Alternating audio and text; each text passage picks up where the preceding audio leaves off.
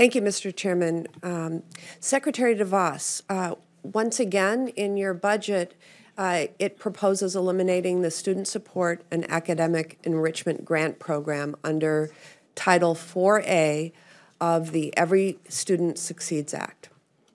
This grant, which Congress funded in fiscal year 19 at $1.17 billion, supports programs that provide for a well-rounded education, safe and healthy schools, and the effective use of technology. In your testimony before our House counterparts on Tuesday, you suggested that this program is thinly spread and not shown to be effective. I've heard quite the opposite from school districts across the country, including in my home state of Wisconsin. For example, the school district of Janesville has used its Title 4A funds to provide robust professional development and training for teachers that enhance the way they use technology in the classroom. And in Milton, Wisconsin, they've used their 4A dollars for after-school programs that teach coding, STEM, and esports, providing students with exposures to key skills and even helping them compete for scholarships for college in these very areas. So given what I've heard around the state of Wisconsin, Secretary, I'm surprised by the conclusion that you've drawn about this program, and I'm really curious about how you came to that. Was your decision based on data collected by the Department of Education from school districts on how they are using Title 4A funds, and what have the results been? Senator, thanks for that question, and I will again reiterate our contention that, again, in the context of finding areas to reduce in the budget, this particular program was deemed to be very thinly spread and not particularly effective for any specific activity. And was that? And let me just say that allocations of less than $30,000 are going to an estimated 2/3 of local education agencies, and of less than $10,000 for another 1/3. So, you know, pretty thinly spread. That, you said it's deemed to be spread too thin and ineffective.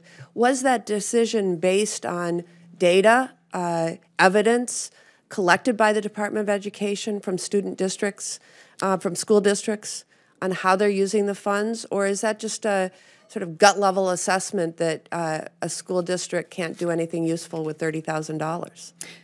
Well, since the program was reoriented in 2017, there's not enough new data to be able to collect to do a specific research project, but we know that $30,000 is going to 2/3 of the LEAs and less than $10,000 to another 1/3. Well, again, this doesn't seem to be an assessment based on evidence, on study. And I'm getting very powerful information from school districts across the state of Wisconsin that these are vital. Think about the use of $30,000 to train teachers in using and teaching with current and modern technology. That can go a long way, a long way. You get them all up to up to the latest skills, and I worked on that provision of ESSA with Senator Orrin Hatch. And so I really want to call into question how you can decide to eliminate funding for the Title 4A program without any sort of thorough review of how the dollars are being spent. And I want to point out at the same time that one of the purposes of Title 4A is to enhance school safety and address student health concerns.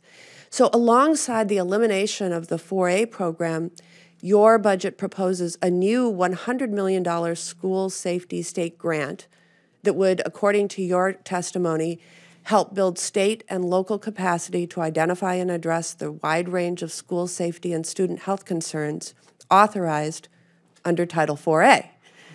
This proposal is perplexing to me for so many reasons. First, Congress has already provided dedicated funding for school safety under the Stop School Violence Act at $100 million in fiscal year 19.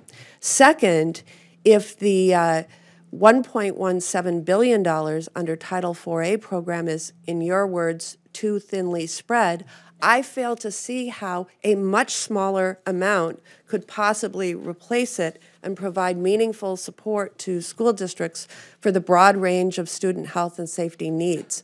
Third, Title IV-A intentionally supports a broad range of programs, gives school districts the ability to make targeted decisions based on their own needs. Any school district could choose to direct their Title IV-A funds to focus on student health and safety if that's what makes sense to them. So your proposal would force them to make the choice, that choice. So Secretary DeVos, I agree that student safety is of paramount importance. But why does your budget make that choice for school districts and simultaneously give them drastically fewer resources to implement it? Well, Senator, like I said earlier, we had to make some difficult decisions with the budget proposal, and in order to meet the target of a 10% reduction in overall spending, and I will just remind everyone of the context of that, $7.1 billion represents less than 1% of education spending nationally. So it is, in the scheme of things, a pretty minimal reduction amount. But we've suggested the elimination of Title IV-A just because it has been a very thinly spread and not particularly effective program for any specific purpose. Thank you, Senator Baldwin.